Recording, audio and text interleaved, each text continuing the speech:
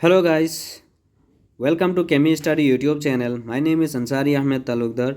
आज मैं BSc nursing के फर्स्ट राउंड काउंसलिंग के रिगार्डिंग लास्ट वीडियो बना रहा हूँ। बहुत सारे स्टूडेंट्स कमेंट कर रहे हैं कि क्या क्या डॉक्यूमेंट्स लेके जाना है, कब जाना है, काउंसलिंग फॉर्म कहाँ मिलेगा, काउंसलिंग फॉर्म कैसे फिल किया जाता है। आज इस वीडियो में मैं बहुत सारे बातें करूँगा इंपॉर्टेंट डॉक्यूमेंट्स के बारे में। यह सब नहीं है आपके पास तो आपको सीट नहीं मिलेगा।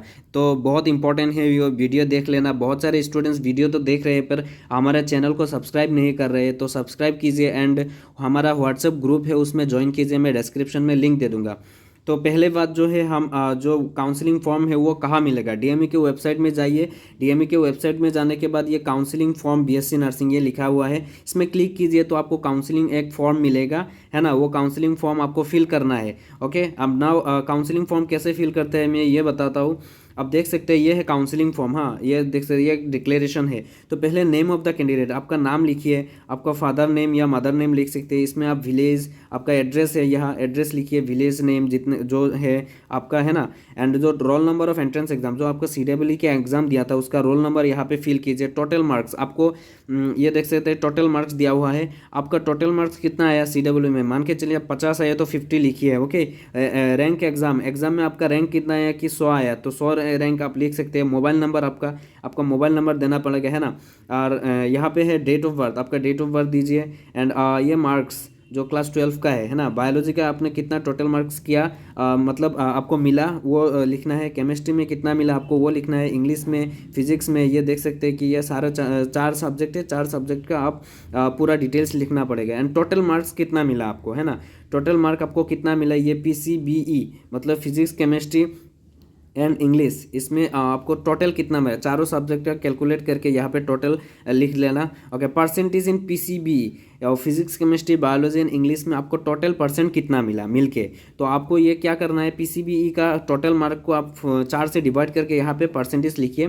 एंड यहाँ लिखा है PCB in percentage, percentage in PCB, है ना। तो पीसीबी का परसेंट यहाँ है, यहाँ पीसीबी का परसेंट है एंड यहाँ पीसीबीई का परसेंट है। ओके, नाउ यहाँ पे बहुत सारे लोग पूछ रहे कि कॉलेज प्रेफरेंस में कैसे दूँ।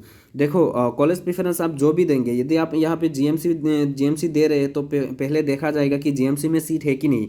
यदि जीएमसी में सीट है तो जीएमसी अलॉट होगा, नहीं हुआ तो आप इधर एएमसी दे दिए।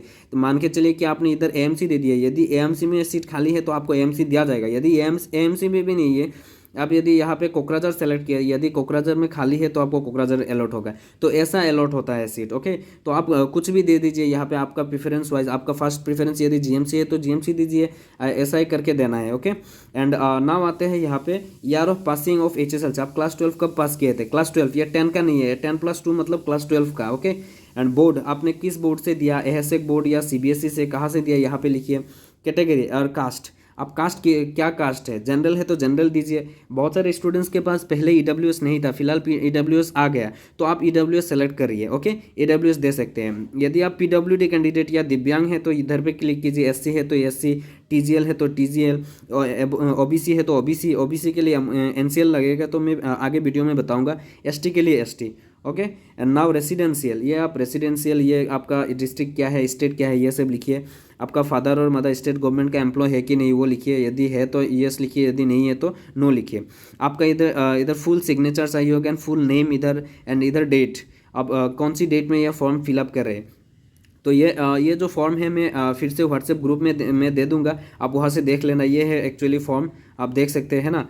तो अब मैं फिलहाल आता हूँ इंपॉर्टेंट डॉक्यूमेंट्स क्या क्या है। इंपॉर्टेंट डॉक्यूमेंट्स में से आपको मैं पहले बोल देता हूँ कि पीआरसी आपको चाहिए होगा। ओके, एंड सेकंड आता है एचएसएलसी मार्कशीट। जो एचएस एंड एचएसएलसी का जो मार्कशीट पास सर्टिफिकेट होता है, दोनों क्लास 10th एंड 12th का पास सर्टिफिकेट एंड मार्कशीट दोनों चाहिए होगा। Admit card plus 10th plus and 12th का भी। हाँ, तो सीडब्ल्यू का एडमिट कार्ड चाहिए होगा। सीडब्ल्यू का मार्कशीट जो आपने एंट्रेंस एग्जाम दिया था उसका एडमिट कार्ड, सीडब्ल्यू का जो मार्कशीट आपको एंट्रेंस का जो मार्कशीट मिला वो, या आप बोल सकते हैं कि रैंक मिला आपका, रैंक लेटर वो लेना पड़ेगा आपको, जेरोक्स करके ले लेना।